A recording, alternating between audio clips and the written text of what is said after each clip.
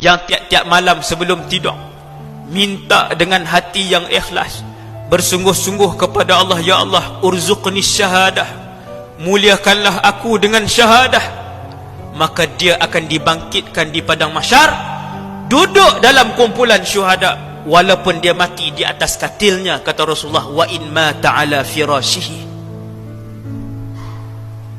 Ini dah dapat dah rahsia sebut. Nabi kata wa in mata ala firashih, walaupun mati di atas katilnya. Tiap-tiap malam lepas baca doa, berlinang air mata, ya Allah, kurniakanlah kami asy-syahadah. Kerana zaman ni kami nak masuk syurga dengan cara apa, ya Allah? Zikir kami kurang, Quran kami kurang, sembahyang kami tidak khusyuk, sedekah kami kurang. Gaji 8,000, duit Jumaat RM5 ya bu. Punya kedekut, punya takut miskin.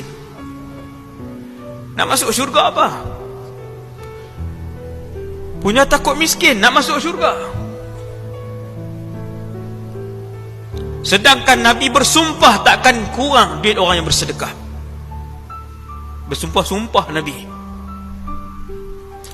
takkan kurang duit orang sedekah.